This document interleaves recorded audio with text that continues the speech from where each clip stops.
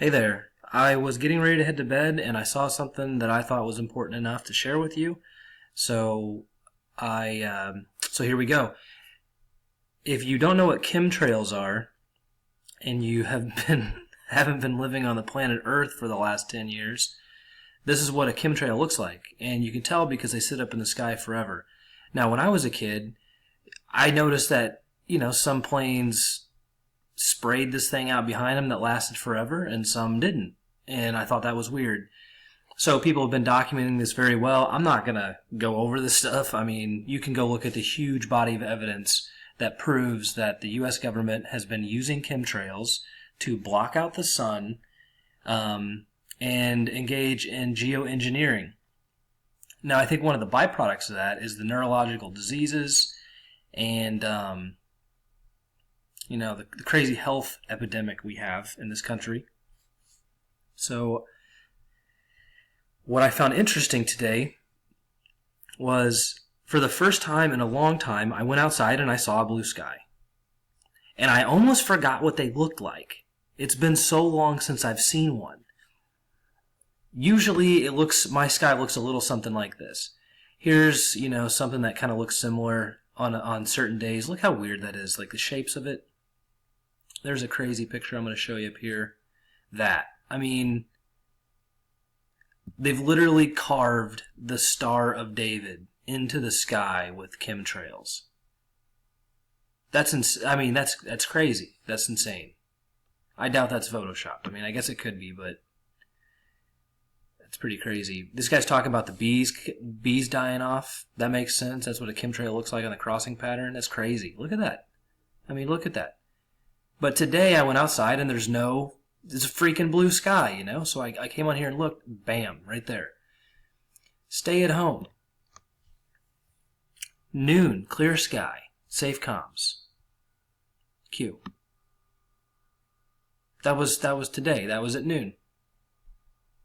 So I went out, like I said, I went outside and here we go, blue skies. So people were kind of checking it out. And the reason why I made this video is because I was tracking a thread on here, on Twitter, that had a whole bunch of pictures of blue skies.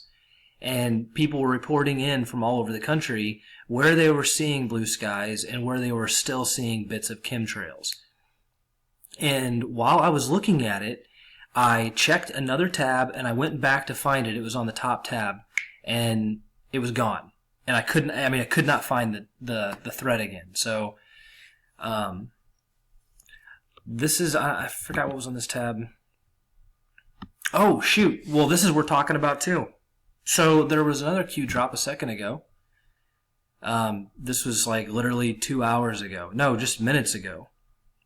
Sorry. This just happened. Valid trip code. So we're just going to read this. What would happen if text originating from an FBI agent to several internals discuss the assassination possibility of POTUS or a member of his family? What if the text suggests foreign allies were involved? Didn't Peter Strzok, didn't he just... Hang on.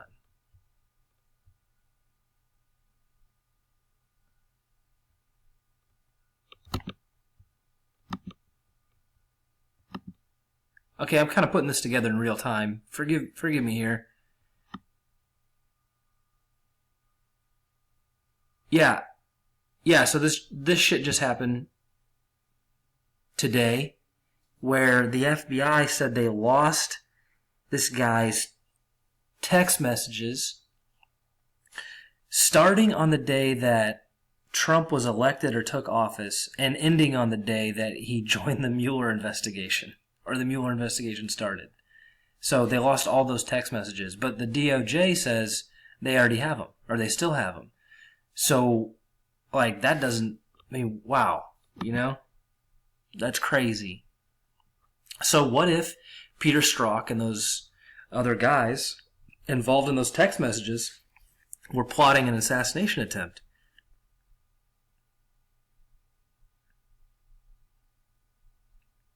That's crazy. Could those messages, could messages such as those be publicly disclosed? Oh man, So they've been talking recently. There was another Q post about dropping a whole bunch of like text messages, text files, video files, recorded phone calls. So that lines up, and it says every FBI DOJ previous case can be challenged. I imagine that's probably the Clinton stuff about like Benghazi, Fast and Furious. Lawless. Think logically. We haven't even started dropping the human trafficking and sacrifice stuff yet. Worst. Yet worst. And then a couple lines down it says, can you possibly imagine the pure evil and corruption out there?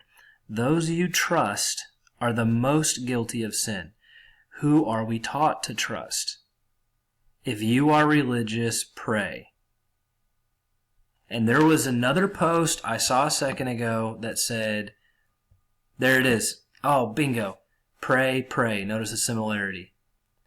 If you're religious, you are now pray. And you are going to be hunted. Man, this is awesome. I'm going to pop over to something. I want to show you something. The Catholic Church, I was raised Catholic, okay? I was born Catholic. Something never really sat right with me there.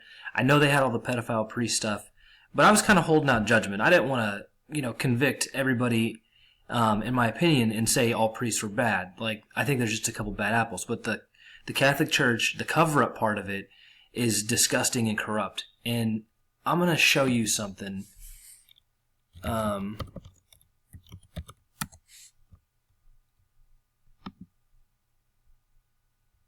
So this is the Pope's, this is what I see coming up on the Pope's chair. I don't know what this is. Okay.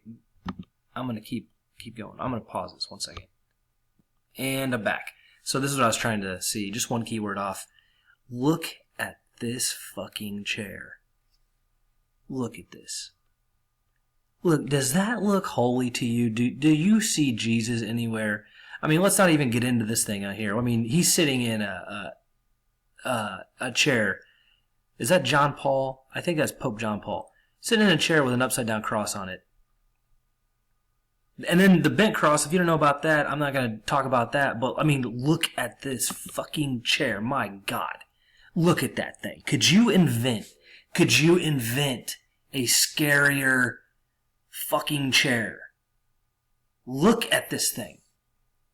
I mean, that is incredible. And this is at the Vatican. Like, this is where the priest or the Pope gives his, like, official, God damn. Okay, hang on a second. I'm going to show you something else. 1 second. Yeah, so this is what I was looking for. So this is Nervi Hall in the Vatican. It's Paul VI Audience Hall. I think it was built, there it is, completed in 1971, over here at Wikipedia. Look at it. I mean, what the fuck, dude? Like,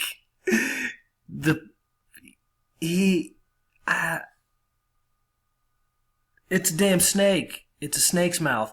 And this chair, okay, that chair up there, sits in the middle of the mouth.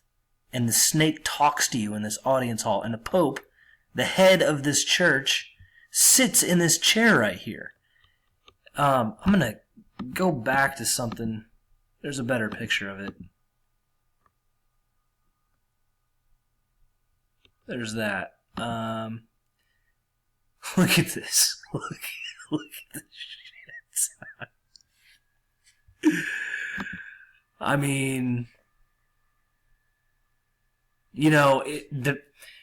there are not words to describe this. And I'm Christian, man. I don't, but I'm not Catholic. That's for sure. Like, this is what's happening in the Vatican. So to get back to where we came from, I started talking about chemtrails. But, this is probably more important, honestly. I mean, I don't like chemtrails, but taking down the religious order of satanic abuse is on another level. And it says on here, it says 60% must remain private. At least 60% must remain private just for the sake of humanity. Because if people know what is actually 60% too, that's more than half of it. If people know what's actually going on, the general public just won't be able to deal with it. I mean, we're talking probably about possibly the breakdown of general social order. If the general public figures this out, and you know, your neighbors end up with pitchforks in the streets, like that could probably happen if they told people. So, you know, I'm sure they got a reason for keeping some of it secret. I'm going to bed, man, but like, I think this is a big week, and I'm going to try to do videos every day now. I don't know if I can keep up with that, so it's not a promise, but thanks for watching. Thanks for subscribing, and keep paying attention.